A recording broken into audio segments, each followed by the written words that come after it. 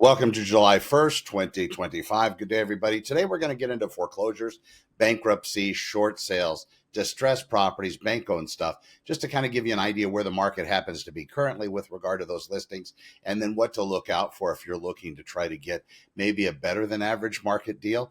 We don't see a lot of competition in that realm just because there are very few of those properties that come on the market. I mean, from a seller standpoint, the ones that have the short sales or the bankruptcies or the foreclosures.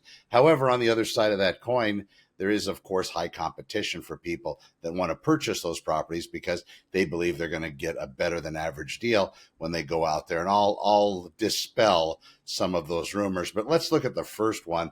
This is actually going to be a short sale. So currently in the Santa Clarita Valley, and I pulled all properties: Acton, Agua Dulce, Canyon Country, Newhall, Saugus, Stevenson Ranch, Valencia, and Castaic. So I pulled everything, and there's 8 total distressed properties. One of those is a bankruptcy. I kind of hedge that. Bankruptcies could go out a little bit less than fair market value, but ultimately in a higher ticket type property in a bankruptcy, there's going to be some kind of validation done by the bank, an appraisal, or at least a broker price opinion, otherwise known as a BPO. It looks like it could be a better than average deal. But the other thing to look out for is this: agents that have particular property types for sale in the distressed fashion, sometimes they undercut the market quite a bit on their listing. So you look at these properties, you see that, oh my God, it's $500,000 less than the last sold in the neighborhood. The problem is that gives buyers a false impression, but it does help to build that agent's database because everybody that's calling that agent's going to try to convert them into being a buyer for them at some particular point. Fair game, don't agree with it, but again, it does happen. Understand this: the bank at some point is going to do a valuation on that property. They're going to try to find out what it's worth, and they're not just going to use the agent's word that's working for the seller. They're going to have some independent agent that they have on their leash go out there and look at that particular property, be it a BPO, a broker price opinion, or even bigger still, they could actually have an appraiser go out to the property and appraise it and find out where that value is. So when the dust settles, I know you think that you're going to be getting this fantastical deal. And in some cases, depending on where the bank's located, maybe they have an agent from within the state in a particular area, but the bank's located in Texas or Delaware or somewhere else. It could be that some of those valuations could slip through the cracks. But at the end of the day, it comes out to be that you're going to be paying pretty much close to market value on the property. Now, if you get it locked in and properties continue to increase in price, whatever that locked in price you happen to get in on it with, that's going to ultimately be the sales price. This is bank owned foreclosure stuff. Now let's go to the short sale realm. And right now we have 5 properties that are short sales in all of Santa Clarita Valley. I'll give you the numbers. We'll look at them in a second. We have one that's a real estate owned property, a bank owned property on Caraway. I'll pull that one up. And then one bankruptcy. So a majority of these are short sales right now. What a short sale is, if you don't remember from the past market, or maybe you never knew, and maybe you do, but I'll clear up any kind of any myths regarding short sales. Basically, the seller owes more than the property they're able to sell it for to be able to satisfy their loan. And they've encountered some kind of distress, maybe job loss, death, divorce, disease, something of that nature. Usually the short sales that are done now are true hardships. Back in the day, in the last real estate cycle, when we had that major foreclosure issue that happened late 2006, early 2007, I believe it was March when the subprime bank fell, New Century, if memory serves. They basically collapsed, and it was like a domino effect. And then a whole lot of other banks started to fail. That's when that last foreclosure cycle was. As far as the experts say, we're way overdue, but they did do a lot of cinching up of that market. People were getting loans that shouldn't have gotten loans. Properties were going up in price in just such a dramatic way. Nobody could keep up. Appraisers were adjusting rather quickly, and there's been a lot of changes to the real estate world since that time. Now, Jolly Green Giants. That's a quote from Full Metal Jacket. But the appraisers had a lot of control back then. They still do, but now there's other mechanisms in place to look at their valuations, their appraisals on property to make sure that they fall in line and they're using the correct comparables when establishing value. So that's a big change. Another big change since that last market collapse is that the real estate lenders have a lot more review processes, a lot more validation. They look at, basically the income statements from the clients. They look at employment verification at other times during escrow. They recheck credit during the escrow time frame. So if somebody goes out there and tries to buy something, or maybe they're using some kind of employment to justify income, now they're looking at tax records a lot more as well. The ability for somebody to mislead and defraud has become a lot more difficult. And back in the day, people just kind of made the process work. I believe that there were some buyers that probably didn't know what they were getting into. But you should look at that payment, what you're paying, and then if you don't make enough to cover it every month, or if you have some kind of a fancy adjustable rate mortgage and in a few years that's going to be popping or increasing, and right now it's okay, you can barely scrape by, hoping that you're going to be getting extra income in the next couple of years, who knows where that's going to go. That was also some of the result that happened back in the day. So those people, they could no longer afford their mortgage payment. They couldn't even, pay for food and the mortgage payment. So there were decisions made. That's where the short sale started up. They would basically say, listen, Mr. Bank, Mrs. Bank, whomever at the bank, I can no longer afford my payment. So please, I need to sell my house, but I'm going to need you to bless it because I'm going to be selling it short and I don't have the money to pay the difference. If the buyer or the seller has the money in a short sale situation to pay the difference, and that's what they choose to do, then it's not a short sale. Then they'll sell it regular at a break-even point or inject some of their own money into it so they can save their record from a short sale or a foreclosure, depending on how it's going to be recorded on that particular property. Also, with a short sale, just knowing, usually the short sale process does delay the foreclosure process. Sometimes, and a seller will use it, a short sale seller will use it in order to avoid having the bank initiate foreclosure proceedings against them, so they're able to stay on the property longer. Now, are they doing this and they really have no interest in short selling the property and they're just doing this to sit and squat longer?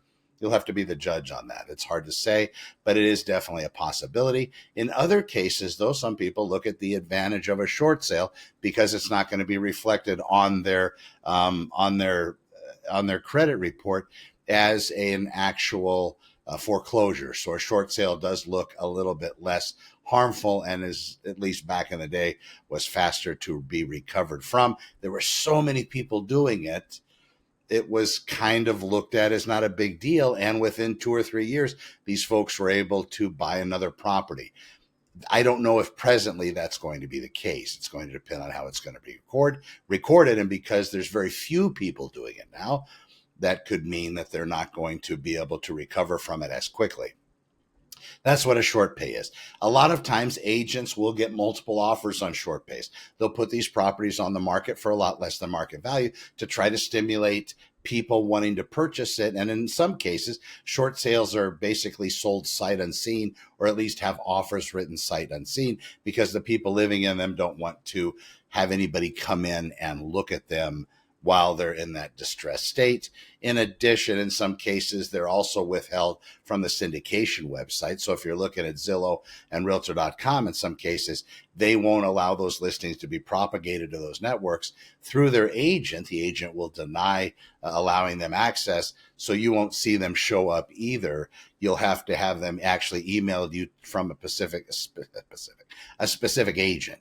So if you're looking for distressed properties, you can get on an email list from your agent, reach out to them and say, listen, I want to see foreclosures and short sales and other types of distressed properties, and I want those emailed to me when they hit the market. You'll be able to see them in that type of forum, even though they're being restricted from appearing on the syndication sites and then you can make proper decisions.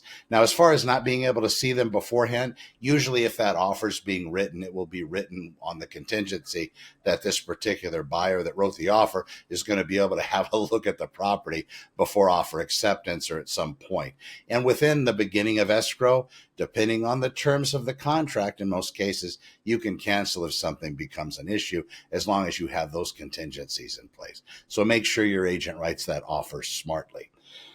Having said that, when the bank looks at all these offers that have been submitted at a short sale, they look at all the seller's issues, why that they believe they have to short sale. Going through that whole process can take months, if not longer. Back in the last foreclosure cycle, we saw that process going 1 or 2 years, people staying in properties, having them listed as short sales, not making any mortgage payments, going through that time rent-free. And at that time, they were, of course, trying to save that money, hopefully. And then whenever their credit was clean, they were able to purchase again.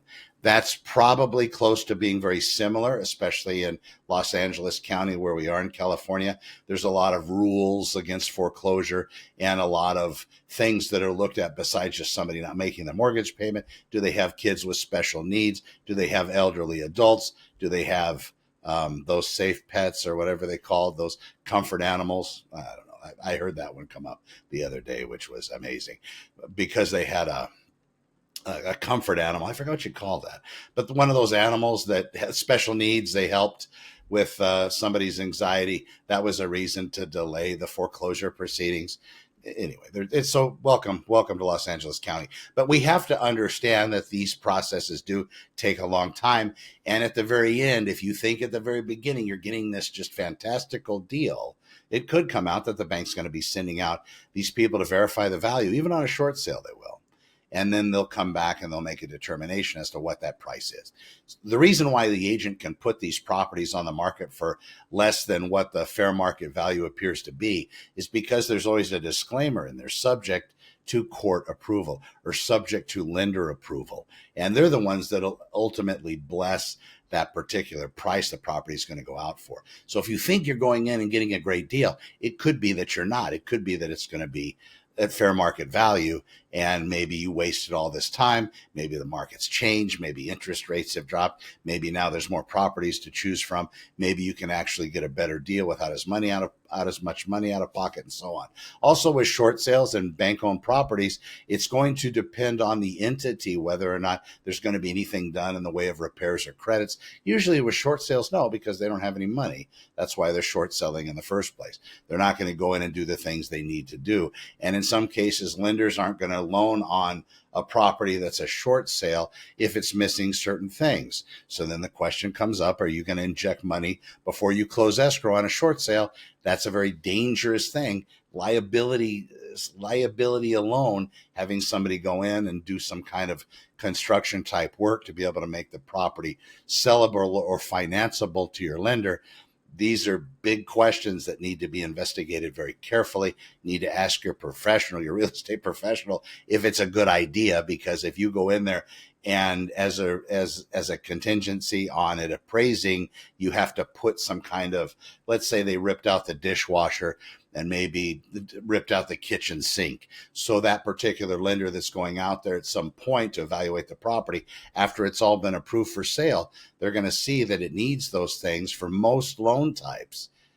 If the short sale seller doesn't have the money to do it, and the bank, that particular department at the bank, the short sale department or their agent isn't desiring to inject money, they might have to change the strategy, go to a cash only offer or something else. If you're that buyer at that time, you might be confronted with the decision, should you have a contractor go out and fix those particular items so that the bank will approve it? What if something happens to the contractor and the property? What if he falls and breaks his hip? There's going to be issues there. What if you get the bank's blessing to do it? You're probably in a much better way, but I wouldn't take any of that crap verbally. I would get everything in writing, even if your agent's telling you, oh, it's going to be fine, don't even worry about it. You want to get all that stuff in writing. Okay, so let's look at, now that we talked a little bit about kind of the process, and in some cases, people make out greatly. But understand, when you're looking at something priced less than fair market value, way less than fair market value, at the end of the day, that other entity is going to want to make as much money as they can. So if the agent undercut the market in order to spear off all these offers, you might not even qualify for the new amount that the banks are going to come back approving the short sale level at. Horrible way to end that sentence. But you might not even actually qualify for that number. That's why it's important to know going in what the potentiality is of what these prices could be. Let's look at the first short sale. We're going to go 34718 Aqua del Canyon Road. There it is. So this one is a short sale, been on the market 322 days. So quite a while on the real estate market for sale. You can see it's forgot that style, A-frame style, I believe. But anyway, so you can kind of see it's rustic, it's good looking property, built in 1980. So this is one priced at $525,000. Now it's been on the market 322 days. That gives us an idea where they are, and this could take even longer, and it still shows active in the multiple listing service. So that first question from your agent would be, do you have any offers? And if they have any offers, have the offers been submitted? Where are you in the short sale process? Do you have a bank agent that has been assigned to this property? Are you actually actively talking with someone? And then from those answers, then you can get a better idea as to what that thought process is of that particular seller. Are they using it just to stay here? Or are they using it to try to actually get it solved in that short sale perspective? All right, so let's look at the next one. So that's a short sale. There's only 8. So we're going to go, this is an REO property, 27571 Caraway. There it is. Let's pull this one up. This one's also active, been on the market 89 days. It is not in escrow, so it still is active. So it's an REO bank-owned property, as you can see here. It looks real clean on the outside, not much done on the inside. Oh, they had the fire there in the virtual tour. That's nice. Built in 1979, and right now priced at $809,900, 1,776 square feet. So this is going to come back to it being an issue of, is it going to appraise? But this is a bank-owned property, so the question from your agent to the listing agent representing the bank, Stephanie here, should be, do you have any offers? What's the bank's response time? How long is it going to take for my client to hear? What kind of buyers are they looking for? Because depending on condition of property, it could be that FHA and VA won't finance it. It could be that a 20% down loan won't be able to finance it. It just depends on the property condition, but these are things definitely to investigate. And when you're buying a bank-owned short sale, the bank knows nothing about the property. They have no idea. So when it comes to disclosures, they're exempt. When you get disclosures back from a regular sale, the sellers, the people that live there, they're going to give you a report. They're going to talk about what they've done to the property over the many years that they've lived there, or whatever time frame it is. So you're going to have a lot to look at. You'll give that to your home inspector, hopefully, and then they'll be able to go through the property and then validate whatever maybe they said according to what they did to the property and what was discovered. In the case of a bank-owned property, there isn't that requirement because it's been foreclosed. The sellers have the past people. Now the bank is the seller because they own the note. The past people that live there, they're gone, and who knows, maybe it was tenant occupied or whatever as well. So that's the other one. So there's one on Caraway, bank-owned property. For all of these, my suggestion is always make sure you look at the value. Make sure you look at what the property is being sold for, and then have your agent pull the intel and see what they would offer as far as comps go, what the last solds have been. 18145 American Beauty. There's one. Let's pull this up. This is number 108. Is that here? Oh, yeah, it's easy. So this is a short sale. This one here has been on the market 152 days. Again, a very long time. Usually properties are selling 30, 40, 50, 60 days. To have it on the market this long, it's because they're still trying to negotiate with the bank on the seller's behalf. And this is the agent doing this. And if they have a department, like a short sale department, then they're able to help mitigate it a little faster. But if they don't have that, which a lot of those departments were shut down after the conclusion of the last foreclosure and distressed real estate cycle, beginning of 2012, 2013. That was kind of it. So those short sale departments were few and far between, and most of them got shut down. But this is another one that's actually short sale. Currently, let's do another property. This is so exciting.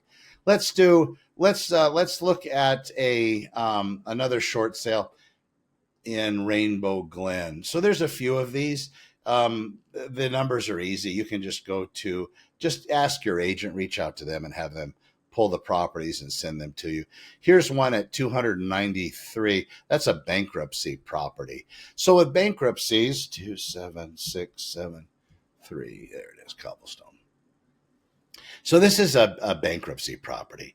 So basically, they didn't exclude the house from a bankruptcy. I don't think you can do it the other way. I don't think you can have the if you're approaching a bankruptcy, I think you have a choice to either include or exclude the house. In this particular case, they've included the house in the bankruptcy. I don't think you can have it the other way by, excluding your debt and just bankruptcying the house. I think it has to come the other direction. But this is something to look at. Not a lot done with the photographs. Again, it's a painful process. Short sale and bankruptcy, as a real estate buyer, if you've never been through it, maybe you don't think it's a big deal. Folks, it's a massive thing. You're losing a house. And I'm not going to try to, yank on everybody's tear ducts, but it is a big deal. And back in the last market, we got phone calls by a lot of investors that had multiple properties that they wanted to have sold short. And in that case, did you feel bad? Well, I mean, they're losing a lot of money, but maybe there was a lot of money to lose. In the one for short sales where they basically got to a point, they had some job loss, divorce, disease, death. It's incredibly painful because you're living it with them. You're dealing with the bank on your client's behalf. And in most cases, they just wanted to get out with at the least amount of damage possible. That's what they wanted. So this is another property here. That's kind of the rundown with regard to short sales and distressed properties. My suggestion is it's a very low portion of the market. Out of the 870 some odd listings we had listed as of active right now, there's only 8 that are currently active that are some kind of distress. And one of those 8's a bankruptcy. So it is some kind of distress. But all of these properties, those sale points, people are going to be promising you, oh my gosh, you're going to get such a great deal on it. People don't give stuff away, folks. There's a verification process in place at the other side of this. Anyway, Connor MacIvor, July 1st. We'll be back tomorrow. Thank you for watching. Please share and let me know if we can answer any questions. You take care. Thank you. Bye.